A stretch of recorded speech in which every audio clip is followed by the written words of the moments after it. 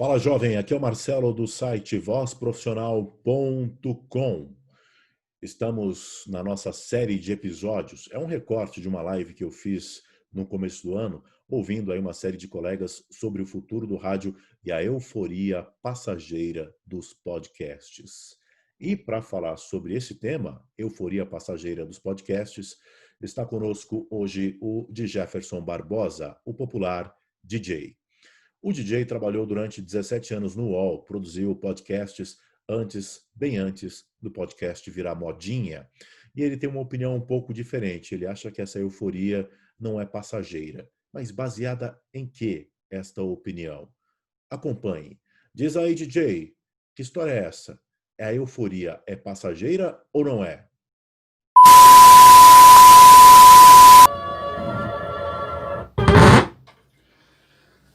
Que história é essa de euforia passageira? Passageira não. Veio pra ficar. E provo pra você. Grande Marcelo Nascimento e ouvintes, telespectadores e internautas. Um bom dia, boa tarde, boa noite. Jefferson Barbosa, seu amigo DJ falando aqui, cara. Obrigado pelo convite, Marcelão. Saudade de você, dos nossos tempos de metodista, de bagunça, sacanagem e principalmente comunicação em áudio, cara. Eu, para quem me conhece, sabe que eu sou um dos veteranos, trabalhei na implantação da primeira web rádio brasileira, fizemos muito projeto, muita coisa.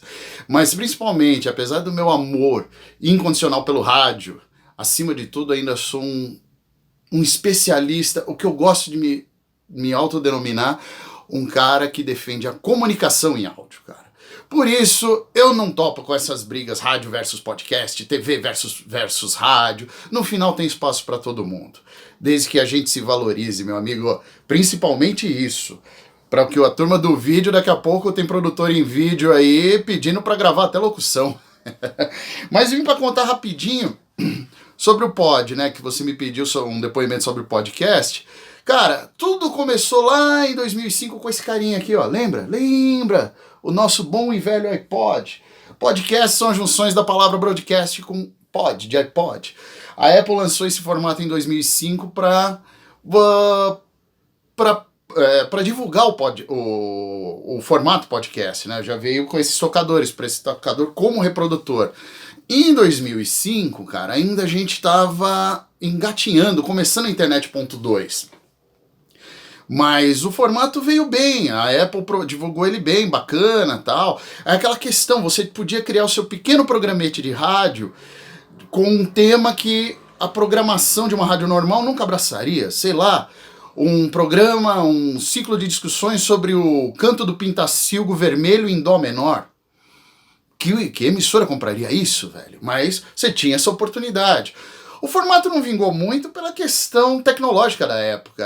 Não era tão acessível você ter um microfone, você ter um software de edição e subir todo esse negócio. E as grandes corporações não compraram essa briga. Foram poucas, algumas lançaram. Nós mesmo lá no UOL, onde eu trabalhava, a gente lançou alguns projetos.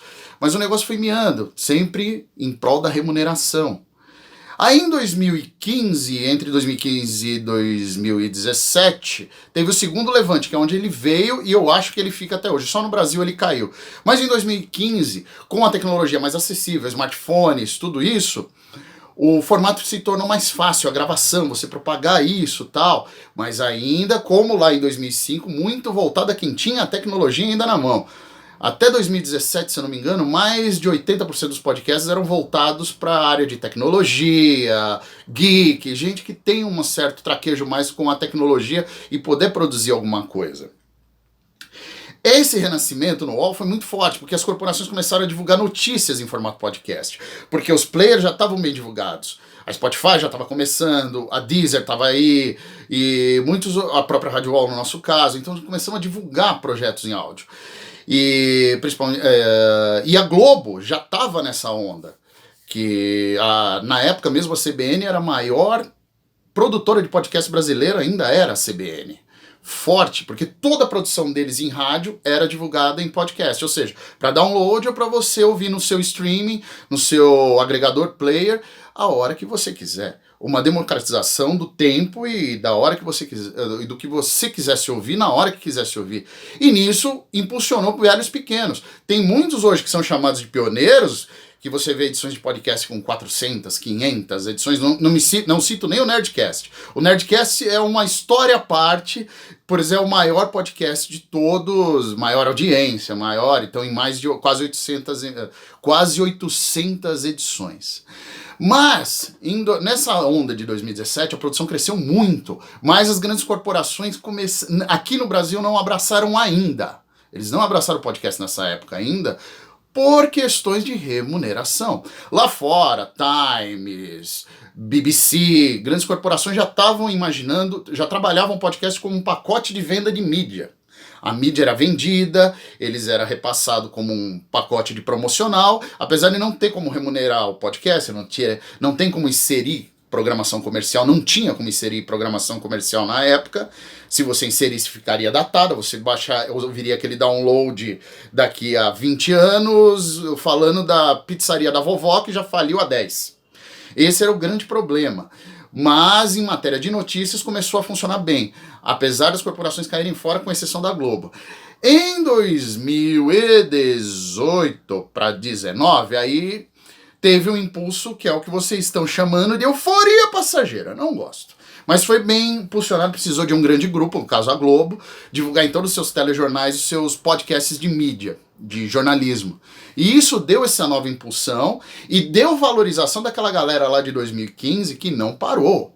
Não parou, continuaram produzindo. Eu vi muita gente xingando que deu tiro no pé por ter parado as produções e depois teve que correr atrás como uns malucos, recriar estúdio, recriar instruções. Isso no caso do podcast profissional, podcast de instituições grandes. E isso alavancou, e exatamente essa é a força do podcast, o podcast caseiro. Aquele podcast que você grava com o seu celular, coisa que você não conseguia direito em 2005. Hoje você tem programas que você aperta um botão, como o Anchor da Spotify, um dos grandes impulsionadores do podcast, que é a Spotify. Você aperta lá o seu Anchor, você grava, você edita, você monta e publica. Tudo com 4, 5 toques dentro do seu celular. Então, conglomerados como a Spotify, a Deezer, estão impulsionando muito o podcast caseiro. O podcast menos profissional, mas que tem essa democracia, tem esse negócio do ouvinte fazer a sua programação. Isso é legal. E se dedicar a ela mesmo sem custo, bacana, com custo mínimo. Mas as corporações ainda pegam por causa da remuneração. Mas isso é o capítulo de 2020, que já era para estar estourando, graças a essa pandemia o negócio está um pouco parado, mas lá fora, hoje o podcast já tem uma tecnologia que se remunera. São empresas como o Spreaker, que foi comprado pela Spotify. Me disse, se a Spotify está gastando uma grana nesses programas de agregação de podcast, de produção e agora os de remuneração, você acha que o negócio não tem futuro? Mas falando do Spreaker, rapidinho pra gente terminar, que já tá longo demais, o Spreaker, Megafone, o próprio Blubrry, que são plataformas de hospedagem e já de controle. Porque hoje quando você publica um podcast, por exemplo, via Anchor, ele é replicado em 10, 12 plataformas, várias plataformas. E as plataformas já usam uma tecnologia muito semelhante que você já viu no seu YouTube. Lembra que o YouTube você assistia bonitinho? Agora, quando você tem um vídeo grande, no meio lá, os 7 minutos, entre uma inserção comercial, entre uma outra nos 14. Os players de podcast, iTunes, Anchor, Spotify, Deezer, os principais, que hoje a gente já chega num número gigantesco de TuneIn, outro, eles já conseguem inserir essa programação. O que acontece? Você publica seu podcast, ele manda por essas ferramentas que eu falei, Spreaker, Blubrry,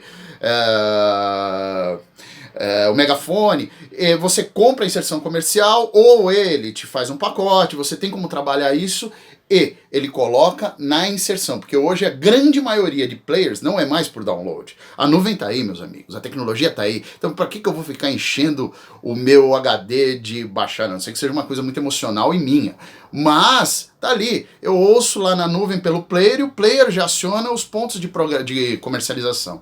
Então a gente acha que o podcast, a partir de agora, com essa nova tecnologia, o grande empecilho que era a remuneração para as corporações, ele veio para ficar. enquanto que o caseiro, aquele emocional que a gente faz, gravando entre os amigos e posta para os outros ouvirem, esse vai continuar, porque isso é democrático, é a democracia da comunicação, meus amigos.